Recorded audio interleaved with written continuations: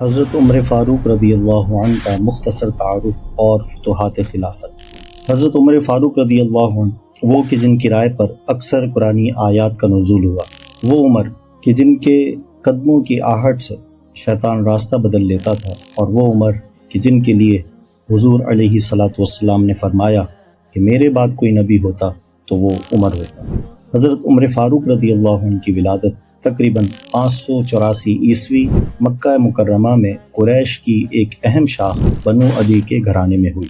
آپ نبی اکرم صلی اللہ علیہ وسلم سے 13 برس چھوٹے تھے۔ بچپن ہی سے ذہین، بلند آواز اور بے باک شخصیت کے مالک تھے۔ اونٹ چراتے، پہلوانی کرتے اور ایک بہترین خطاط بھی تھے۔ ابتدا میں اسلام کے سخت دشمن تھے، یہاں تک کہ ایک روز نبی کریم علیہ الصلاۃ والسلام کو معاذ اللہ شہید کرنے کے ارادے سے چلے۔ راستے میں معلوم ہوا کہ ان کی بہن فاطمہ بنت خطاب رضی اللہ عنہا اسلام قبول کر چکی ہیں۔ غصے میں بہن کے گھر گئے، لیکن جب قرآن کریم کی آیات سنی تو دل کی دنیا بدل گئی۔ نبی کریم صلی اللہ علیہ وسلم نے دعا کی تھی، اے اللہ، عمر بن خطاب یا عمر بن حشام کے ذریعے سے اسلام کو عزت عطا فرما۔ اللہ رب العزت نے یہ دعا عمر فاروق رضی اللہ عنہ کے حق میں قبول فرمائی، اور اسی لیے آپ کو مراد رسول بھی کہا جاتا ہے۔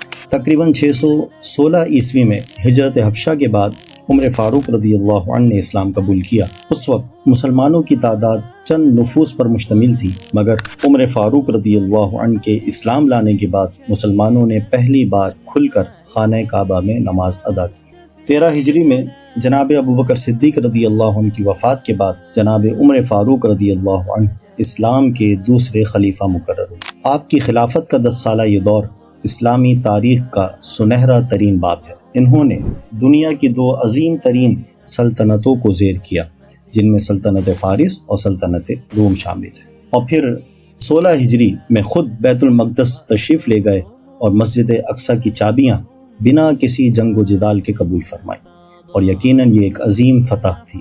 جو علاقے آپ کے دور میں فتح ہوئے آج ورلڈ میپ میں یہ ممالک ہیں۔ آپ کا مرکز خلافت مدینہ المنورہ سعودیہ عرب رہا، جبکہ آپ کے زیر خلافت چلنے والے علاقوں میں عراق، ایران، سیریا، فلسطین، لبنان، جارڈن، ایجپٹ، آذربائیجان، ترکمانستان اور ازبکستان، یعنی آج کے کم از کم 10 سے زائد ممالک جناب عمر فاروق رضی اللہ عنہ کی زیر خلافت۔ 23 ہجری 26 ذوالحجہ کو نماز فجر پڑھاتے ہوئے ایک مجوسی ابو لولو فیروز نے نماز ہی کی حالت میں خنجر سے کئی وار کی۔ 63 سال کی عمر میں یکم محرم الحرام 24 ہجری آپ کا وصال ہوا، اور آپ کو حضور علیہ الصلاۃ والسلام کے پہلو اور جناب ابوبکر صدیق رضی اللہ عنہ کے برابر میں دفن کیا گیا۔ یہ عمر فاروق رضی اللہ عنہ جنہوں نے تقریباً 22 لاکھ مربع میل پر اسلامی حدودوں کو پھیلایا، مگر پھر بھی خود سادہ زندگی میں رہنا پسند کیا، آدھی دنیا فتح کرنے کے باوجود کبھی اپنے نفس کو نہ بھولے۔